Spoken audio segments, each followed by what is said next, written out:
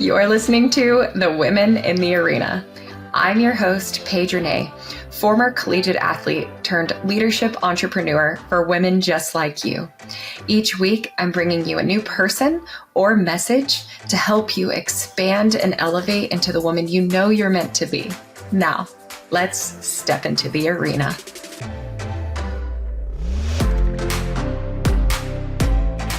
Hey, you guys, we are back inside the podcast of The Women in the Arena, and I'm really excited today to bring you Nicole, owner of ELXR Yoga Lounge, and I'm excited to have you on. Thanks for being here. I'm excited to be here. I'm always willing and ready to talk with women about women and successful women.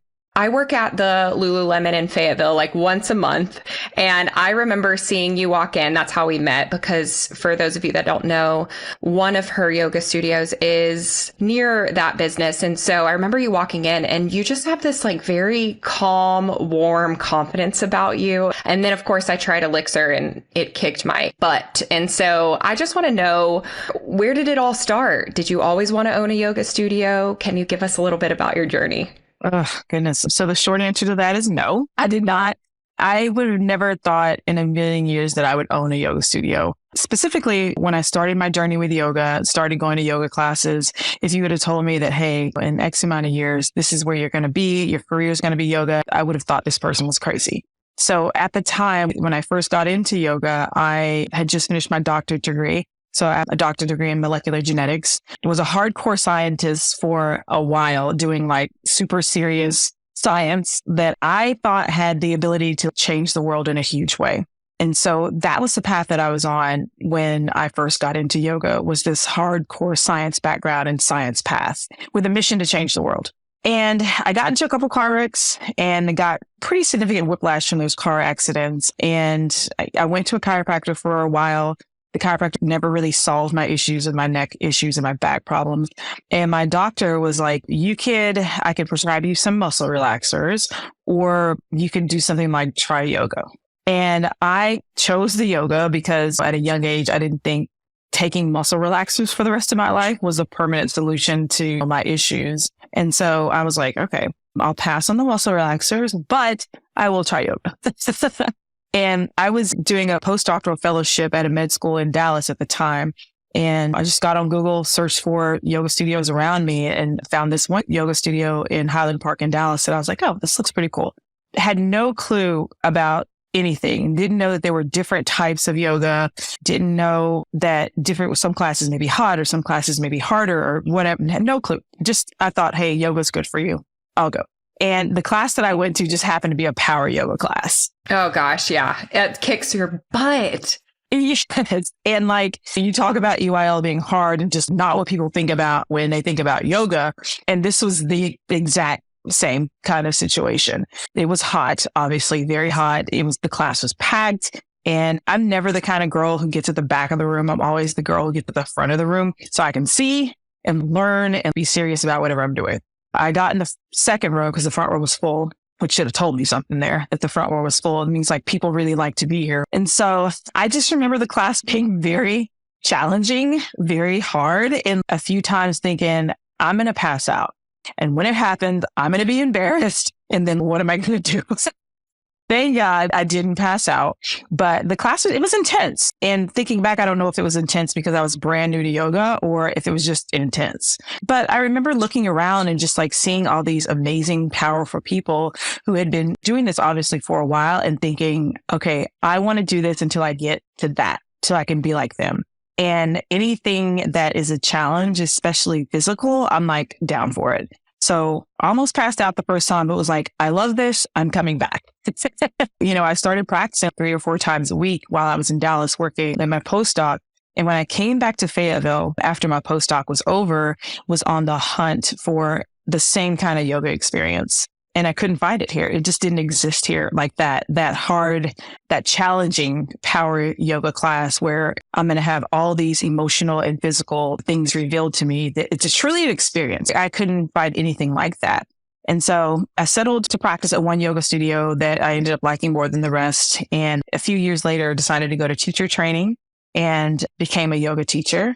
lots of series of different events, ended up teaching yoga at a brand new studio in Rogers a while after I became a teacher, and was thinking to myself, who am I going to be as a yoga teacher? And what am I going to offer that is different than what's being offered to me here in Northwest Arkansas?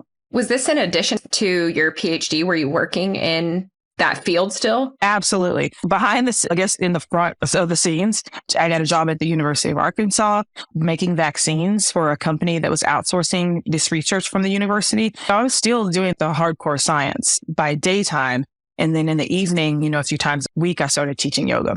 And so on my pathway to figuring out who I am in yoga, what do I want to offer, and what do I want to be known for in yoga, I just gravitated back towards this power yoga and just love the way that it made me feel to share it and to teach it, and love the way that it made people feel after practicing it. And so I started to sharpen my knife skills for being a power yoga teacher. And that kind of developed into what we have now at EYL. One thing that I did notice at that time was that the studio that I was teaching at, everybody else's classes were decently attended, but the classes that I taught were packed. Yeah, I said to myself, there's something like either people really like me or they really like what I'm doing, what I'm teaching, or maybe both. There came a time where the studio was going to change ownership and things were going to change a little bit. And I just decided to strike out on my own and to open EYL. There were a few things that kind of fell in line to perfectly, the stars aligned for me to open a studio and be a studio owner. And they happened around that time. And then EYL was born.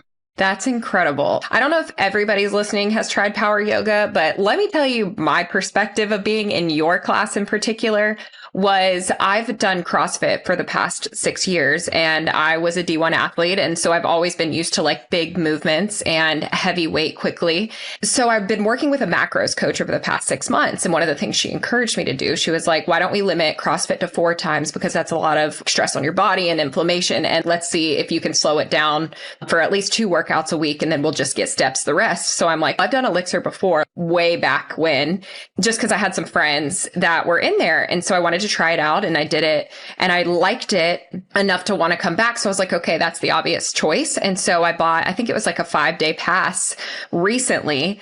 And I thought the exact same thing you said. I was like, I'm going to pass out. And I didn't go into it thinking oh my gosh, this is going to be easy. I knew it was going to be a challenge. Didn't know it was going to be that challenge. And it is insane. And in your class was the last one I took in particular. And I was mortified when we were trying headstands. And I'm like, oh, I can handstand walk in CrossFit. This is no problem. This will be fine. We get to doing it. And I do a freaking front tuck into somebody. And I'm mortified. And I remember being I'm so sorry. And I'm pretty sure you were don't say sorry.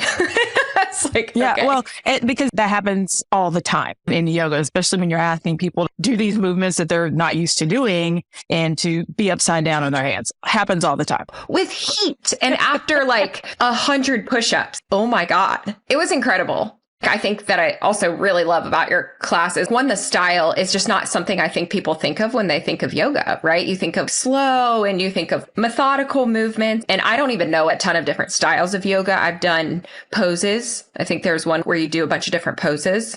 Is there a range of motion one? There's a million different tacos. There's a lot of different types of yoga. You could be talking about a veggie taco with no salsa or a steak fajita taco. All tacos, but very different, right? Yeah, so different. And that is one thing that I was drawn to because I'll be honest, one of my thoughts about yoga was I'm built, I'm 5'10", I'm muscular. I've always been usually bigger than the women that I'm around and especially outside of the athletic world. And so I was a little bit insecure to walk into a yoga studio because I was I'll be honest, I was uneasy. I'm they're going to be small and not that's a bad thing, but I felt I was going to stick out like a sore thumb. And then I see these very powerful women and I'm oh, thank goodness. That's okay. You can be strong. Yeah, of all sizes, all these different types of women of literally all sizes practicing yoga. And I think what you say to your point is a very good thing to bring up about what people think that yoga is, that it's some kind of easy thing that's more stretching than anything. The word that I get a lot from what people describe and what they think yoga is, but they don't say because they're scared they're going to offend me, is boring. It's boring, right? It's too slow. It's bored. I'm boring. And they think that that's what yoga is going to be.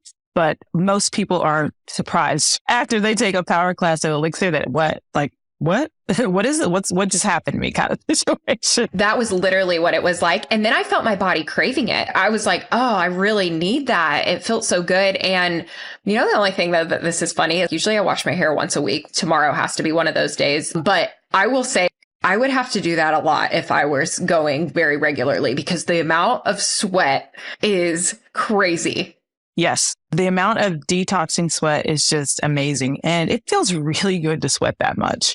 And also all the science behind sweat backs all of this, how good it is for you for detoxification of your body. And then also just for like your immunity and your skin. Like you don't see somebody who regularly goes to power and practices that much that does not have glowing skin, right?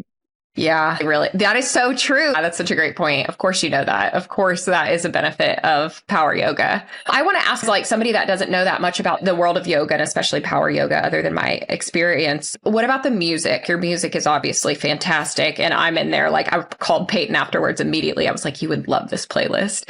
Is that common for power yoga or is it just dependent on the coach or the instructor? That's not common for yoga at all.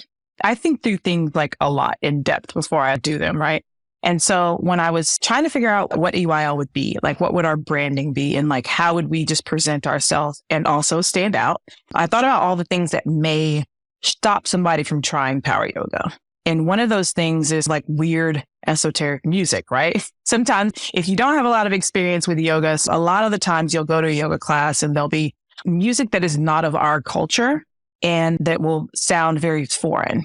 When you're new to yoga and you're walking into a space where you're scared that people are not going to look like, you're scared that you'll be the biggest woman in the room. You have no clue what's going to happen with these stretches, with these poses. And then when you add like a foreign esoteric type of music on top of everything, it just all adds up to a not fun experience. We try to shy away from things that has the potential to make anyone feel uncomfortable in the space. So when you come into the space, we want you to feel at ease, at comfort as soon as you walk in. So the music is a huge part of that. We play mostly hip hop and like deep house music because everybody likes hip hop and deep house music. Not only that, it has those types of music have a really uncanny ability to drive the tempo of a class and to be able to take the tempo up or take the tempo down of the class. And it just creates this beautiful arcing flow of an experience in the class. And it's fun. Like if you want to sing, if you want to twerk, you can do that. I taught a class on Sunday and I think it was Formation by Beyonce came on and two people started twerking in their warrior twos. And to me, I love that because it means they're comfortable. They're comfortable enough in what's happening around them that they can do that, right? Yeah, that's so cool. So bringing it back to, okay, so where does medicine play? Like, how did you merge your two lives? You're not teaching at the university anymore, are you? No. At the university, I was doing research, just bench science, developing new vaccines. And then my job was my company would say, hey, we want a vaccine for this. This is very rudimentary, glossed over. It's more detailed than that. And so it'd be my job to like research the best way to make that vaccine, the best way to stimulate an immune response to that vaccine, and then actually make the vaccine and then pass it off to people down the chain to actually test the vaccine and determine if it needed any tweaks as far as molecular or on the DNA level. And then I would make the tweaks until we make a vaccine that really gets the response that they're looking for. And then they would send it in production and patent the vaccine. So I wasn't teaching there. It was straight bench science. This is what we call bench science. But the two, I get this question a lot, like how do the two merge? And I feel like I could give you a fluff answer about how we can merge the two, but they don't really merge. And which is another reason why I was able to handle both careers at once, because the yoga was an escape from that. I love the science. I love the hard part of the science. It's like a puzzle to me. You give me a puzzle to figure it out and I'm going to figure it out. That's enjoyable to me. But yoga is so different. It's an escape from that. And not only that, you can see the fruits of your labor and your hard work right in front of you in your student and how they're responding to you and how they're learning and growing. Oh, that's a good point. I imagine in research, it takes a while for you to see anything come to fruition. Yes, very, very long time. Yeah. You guys, when I first started my entrepreneurial journey, I had very few examples of women in leadership positions. And sometimes when I shared what I was building with my friends or with my coworkers at the time, they just didn't really get it. Even when I wanted to create some new goals and talk about those ambitions, I didn't feel like I had a community of women to share that with, which is why I found an online community of other multi-passionate, like-minded women. If you can relate, join us in our Rise Facebook community, where you get free weekly coaching, a network of amazing women who are also in the arena, and you're the first to know about the latest offers. Women leaders rise together. See you inside our Rise Facebook community. You can find the link in the show notes. So with your practice, so you have 2 studios and you're a wife and a mom? I'm a wife and I am a mom, yes. So it's a lot to balance. So what is your process? What is your regimen for keeping your priorities in check? Do you have non-negotiables that you check off in your head every day? How do you maintain your sanity and balance everything? I will say first, I have a very supportive husband. The thing about it is that we had an agreement that kind of came to fruition as the boys got older. When my kids were, I have 3 boys. And so when my kids were littler, like babies, obviously toddlers, elementary school, all the way up into through middle school, mom was the go-to. Mom was doing doctor's appointments. Mom was making lunches. Mom was getting up and making breakfast and ironing clothes and doing all the heavy lifting that moms do. And that was mostly when I was in my science days. And so juggling those 2 was tough. Still had a husband that was supportive, but now we've like switched roles. Now that my boys are older, my youngest one is in the 9th grade. It's okay. Dad is doing all the heavy lifting and he likes it. I did all the heavy lifting first half of their lives. Now it's your turn to do the heavy lifting second half of their lives. And so he gets up, he makes breakfast for them. He makes their lunches. He talks to teachers when somebody's grades are not bad in a class and gets people ready for the ACT. Like he's doing all the heavy lifting now. And it worked out so well for us. And I think that technically what I do with the studios is a job. Technically, yes, it's a job, but it doesn't feel like a job because I love it so much. And it's so rewarding. Not only that, just the freedom that I have with the job feeds that feeling as well. So it's not, if I was at a 9 to 5 where I had to go into an office and report to somebody and be accountable for spreadsheets and stuff like that, this feels like a job. What I do, it doesn't feel like a job. It feels like connecting with people as we share something that I love and it's something that feeds me. Yeah. I think you said it beautifully. It really does feel, it's more like an aligned mission in a way. It's been about 1 year and 3 months full-time entrepreneurship for me, whereas I've had clients for the past 5 years, but really being full-time is just a different story. And it really does feel like that. But I think that there is something that's said about the freedom. So the freedom's incredible, but what people don't see is how hard you worked to get to the piece where, you can experience financial freedom or time freedom. And time freedom is why I got in the game. It was like, this is my mission. I want to be able to work on my own terms and I want to be able to serve whoever I want. So when it comes to getting to that point, what was the toughest spot? What was the hardest part for you as far as like getting started with your first studio, your first space? Juggling everything, because in the beginning, I was juggling this full-time career as a scientist, which none of my jobs have really been 9 to 5 type of situations. Well, I was a salaried employee at the university, but just because I'm getting paid to work 40 hours, I'm normally working more than 40 hours, right? If I have, a deadline that I don't have the data for yet, then I'm working 12 hours a day for maybe 2 or 3 weeks. I'm working Saturdays, I'm working Sundays. It's more about doing what needs to be done and hitting timelines than me being there 40 hours a week and having that life as a scientist. And then, now you have a brand new business that you're having to figure out how to, in the beginning, keep open and make money, pay off opening debt, and really build a name for it and build a brand. In the beginning, it was a struggle because it took way more of my time than it honestly does now because we have all the systems in place now. Now we're looking at scaling, which is a different thing. But it's not honestly as time consuming as brand new yoga studio was.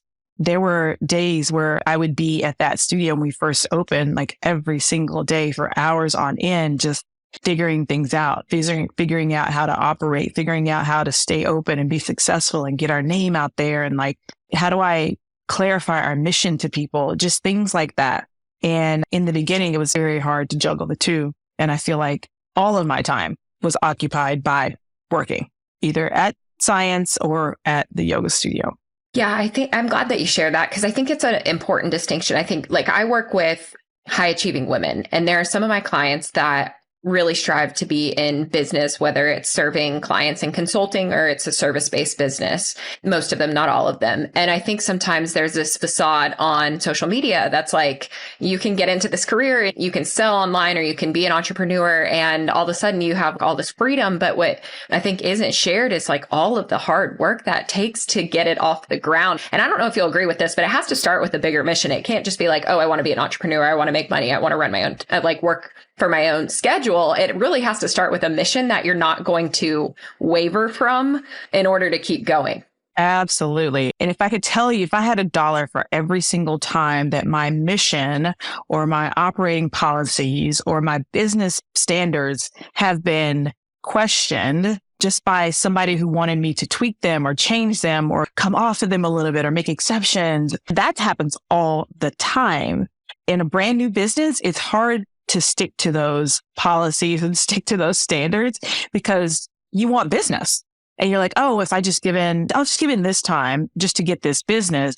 But what most people don't understand is that leads to a pattern of behavior where, first of all, your business is inconsistent. And then second of all, people are always expecting those exceptions to be those exceptions, which is a fast killer of business.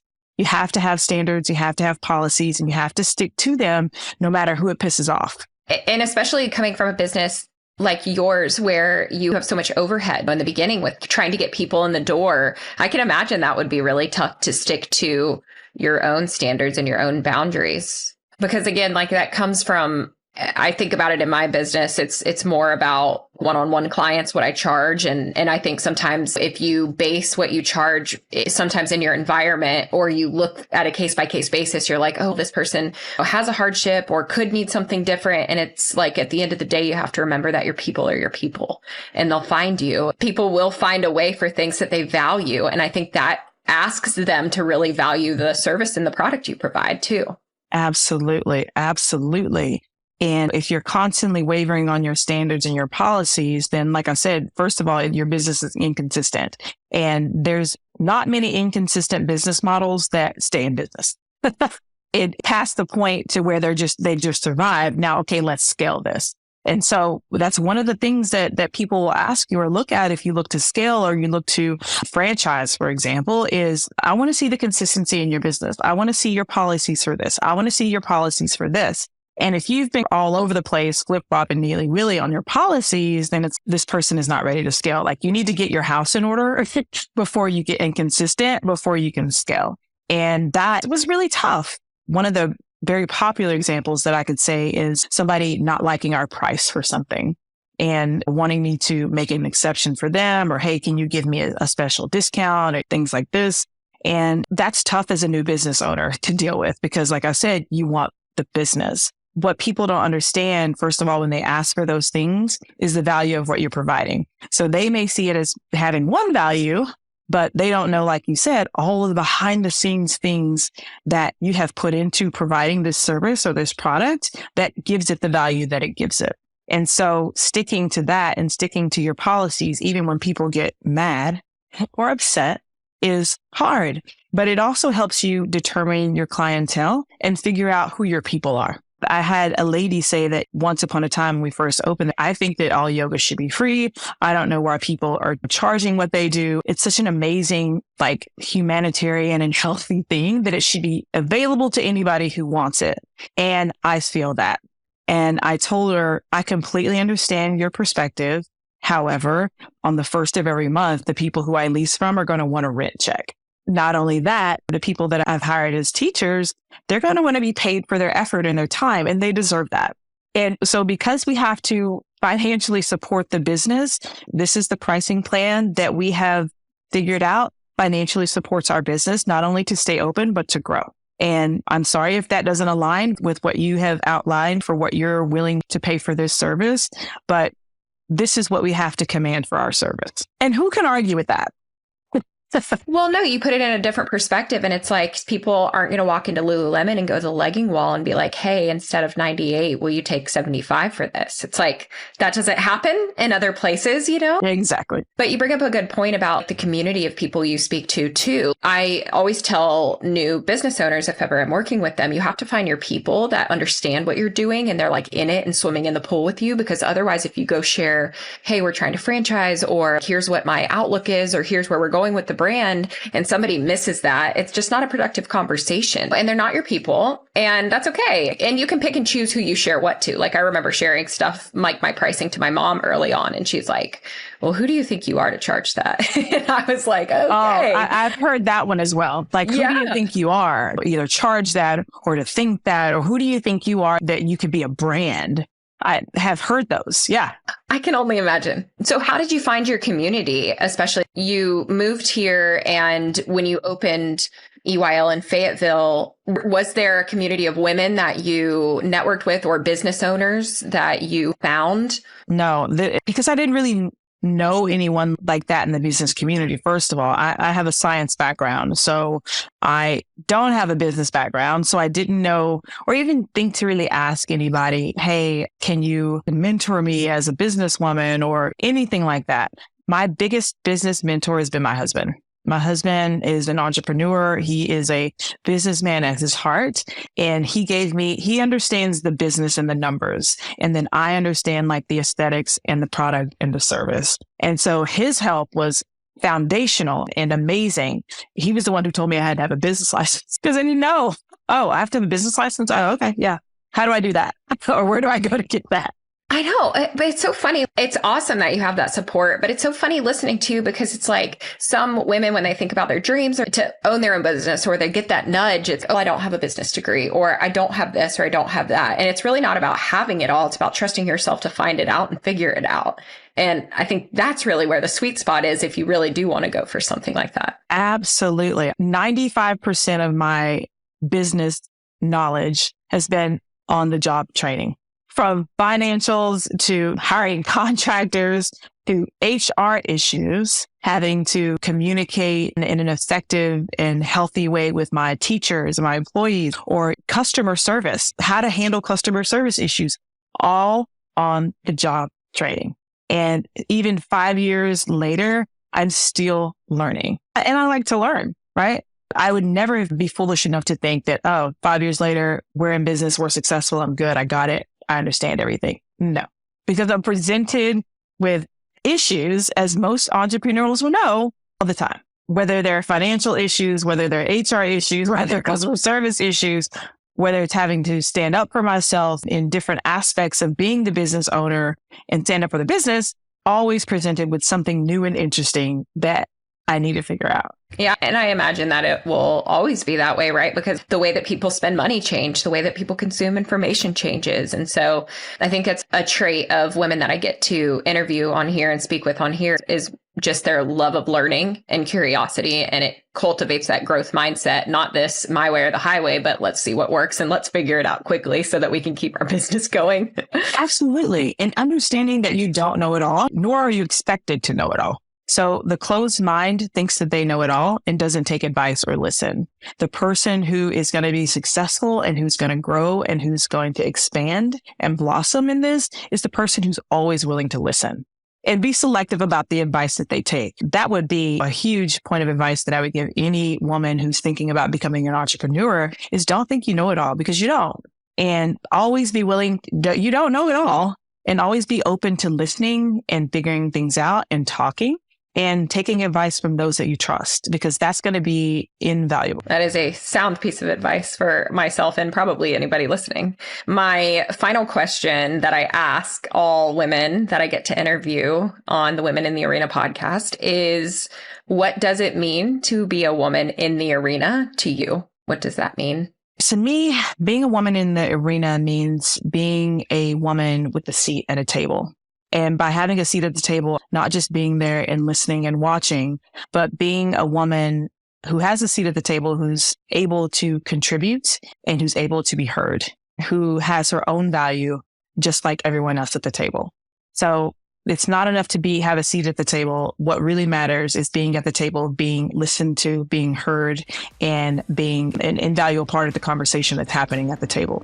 Yeah, beautifully said. Oh, thank you for your time today. And thank you for sharing insights on your journey and especially everything, like the tougher stuff that you've gone through. I really appreciate your time. Yeah, it's amazing. Thank you for having me. And if you want me back, let me know. Yeah, of course. I actually will probably see you in the studio before on here.